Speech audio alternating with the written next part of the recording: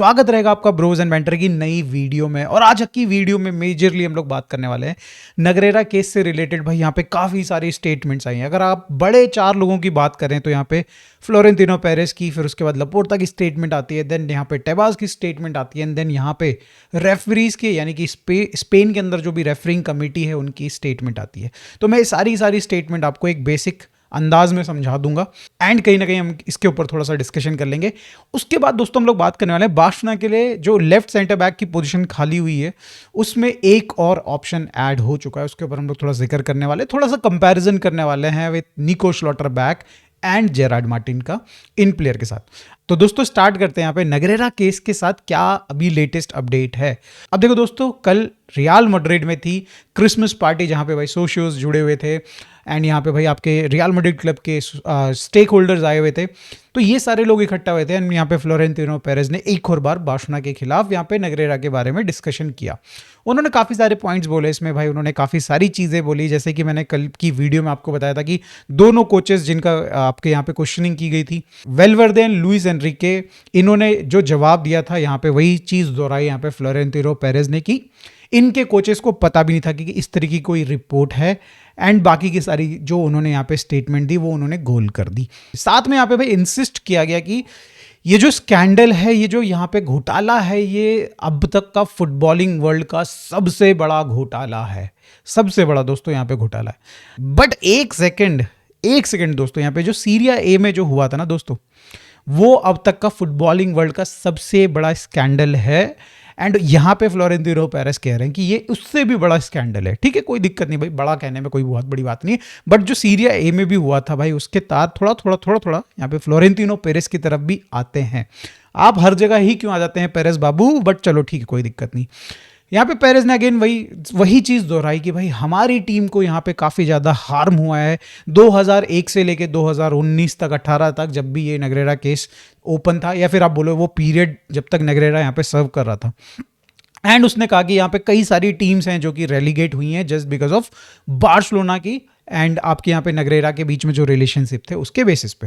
तो हाँ, मतलब हो सकता है भाई, हो सकता है अगर बार्सिलोना यहाँ पे जिम्मेदार है ब्राइब करने के लिए, तो देन तो डेफिनेटली रियल मैड्रिड जो बुरी तरीके से हारी थी बार्सिलोना से, यूसीएल जो हम लोग जीते थे एंड भाई हमने जो ट्रेबल जीता, ये सारी चीज़ें कहीं ना कहीं नगरेरा से रिलेटेड है।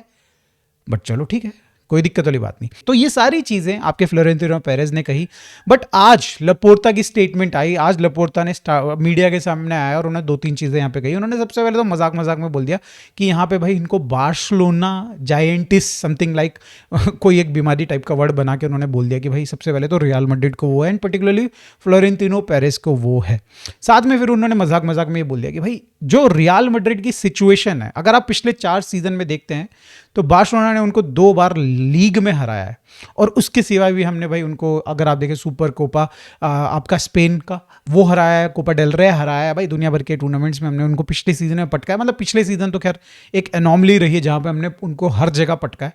ये चीज़ यहाँ पे पेरेस को ज़्यादा अच्छी नहीं लग रही है बिकॉज उन्होंने यहाँ पे असेंबल की थी बेलिंगम की टीम। यहाँ पे भाई उन्होंने दुनिया भर के स्टार साइन करते, एम्बाप्पे साइन किया, अभी रिसेंटली उन्होंने ट्रेंट साइन किया, डीन हॉयसन साइन किया, करेरास साइन किया एंड यहाँ पे मस्तनतुआनो साइन किया। और ये सारी एक स्टार पावर होने के बावजूद भी अगर इस समय पे उनकी जो करंट सिचुएशन है लीग में, यूरोप छोड़ दीजिए, लीग में जो करंट सिचुएशन है, ये यहाँ पे दर्शाती कि रियल मैड्रिड यहाँ पे ध्यान भटका रही है। ये चीज़ लपोर्ता ने डायरेक्टली कह दी मीडिया को। तो दोस्तों ये तो रही लपोर्ता की तरफ से जो मेजरली उन्होंने यहाँ पे बात करी इस टॉपिक पे।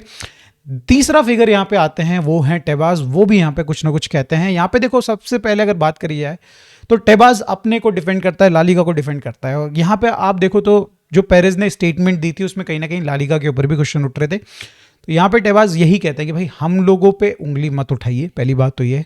सेकेंडली, जब ये केस फाइल हुआ था अगेंस्ट बार्सिलोना तो यहाँ पे धीमी आवाज में कौन बात कर रहा था, वो थी रियल मैड्रिड। रियल मैड्रिड ने स्टार्टिंग में जब ये केस फाइल हुआ था तो भाई बहुत ज्यादा प्रेशर नहीं पुट किया था, बट अभी रिसेंट टाइम में मतलब 1-1.5 साल में ये ज्यादा प्रेशर पुट कर रही है। वाई, ये उन्होंने क्वेश्चन यहाँ पे रेज किया एंड एवरीबडी नोज कि ये ऐसा क्यों हो रहा है, just because of super league. यही चीज लपोर्ता ने भी कहा था मीडिया के सामने कि हम लोग बार्सिलोना अब सुपर लीग से साइड हट रही है एंड दैट इज वाई यहाँ पे भाई जो बार बार यहाँ पे पेरेज उठ उठ के जो बात कर रहे हैं वो जस्ट बिकॉज ऑफ दैट है। और यही चीज़ यहाँ पे टेबास ने भी बोला है कि जब तक बार्सिलोना यहाँ पे रियल मैड्रिड के साथ सुपर लीग के में डिस्कशन में थी, तब तक यहाँ पे उन्होंने बिल्कुल भी इस चीज़ के ऊपर जिक्र नहीं किया है।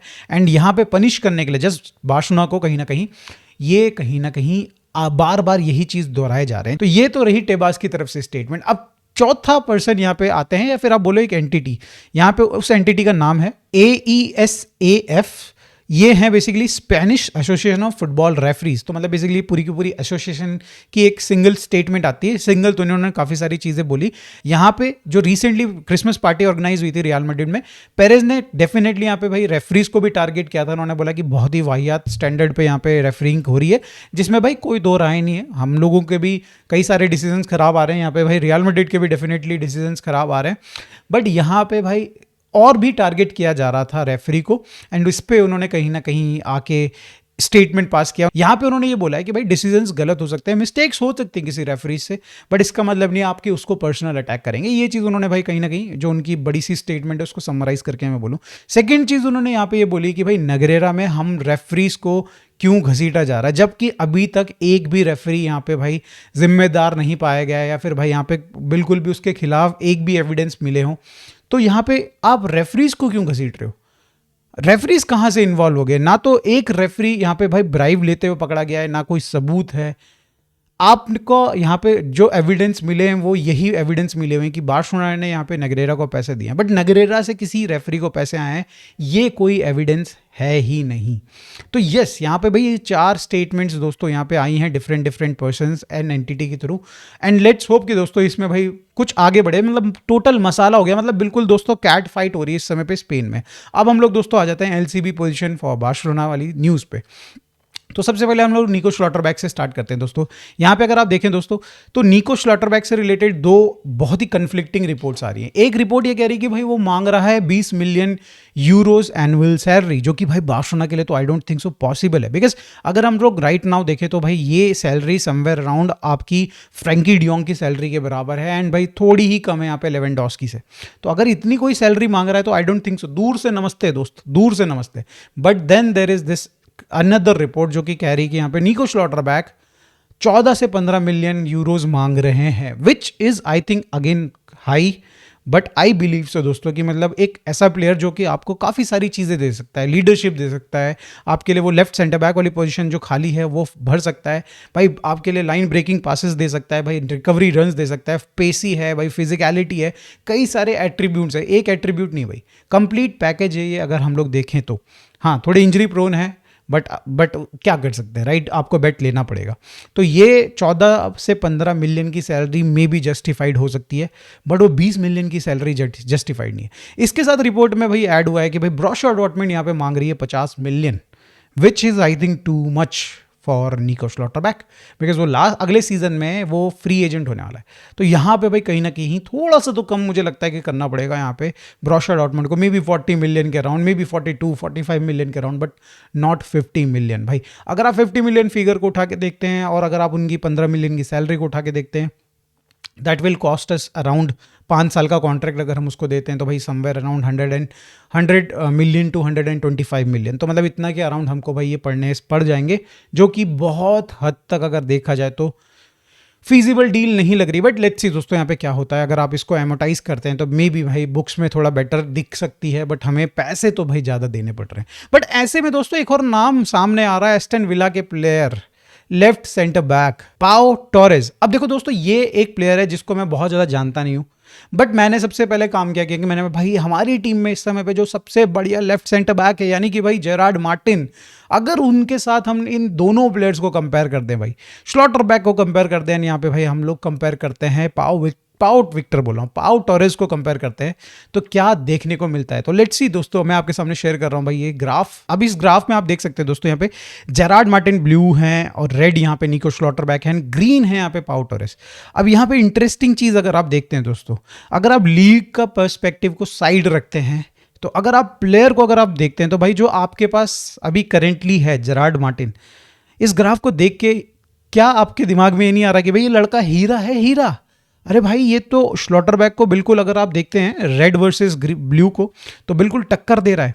हाँ, किसी एक पर्टिकुलर एट्रीब्यूट में डेफिनेटली पाउ टोरेस बेटर हैं दोनों से, बट बाकी सारे मैटर में भाई ये आपका seriously Gerrard Martin is doing really well. मतलब अगर लीग को हम साइड कर दें दोस्तों, क्योंकि यहाँ पे अगर हम मेजरली अगर आप देखते हैं तो बहुत इजी गेम्स खेले यहाँ पे जेरार्ड मार्टिन ने इस सीजन की अगर बात करी जाए, लेफ्ट सेंटर बैक पोजीशन की अगर बात करी जाए तो।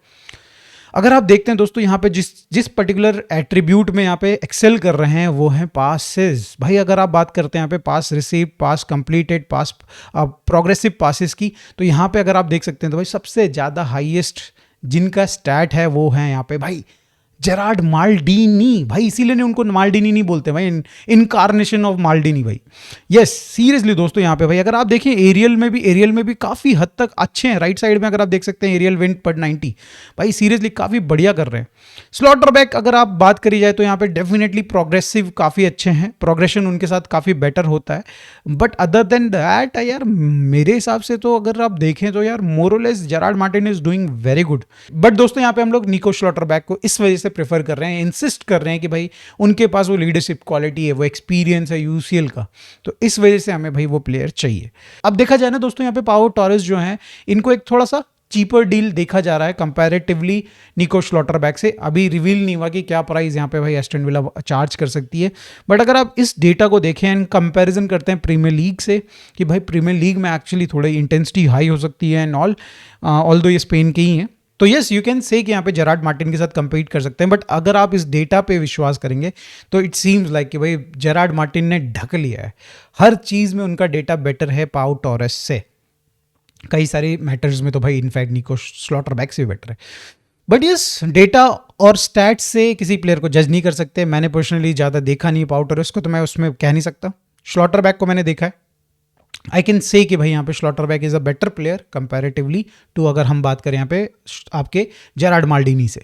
बट यस दोस्तों जैसे मैंने कहा आपके हाथ में अभी हीरा है as per the stats, and let's hope कि भाई यहाँ पे ये और इसी तरीके से प्रोग्रेस करे अपने करियर में। इस वीडियो में दोस्तों बस इतना ही। Thank you so much for watching this video. अगर आपको अच्छी लगी तो प्लीज़ लाइक कर दीजिएगा, चैनल को सब्सक्राइब कर दीजिएगा। मिलते हैं दोस्तों नेक्स्ट वीडियो में। Bye for now, take care, good nights, bye bye.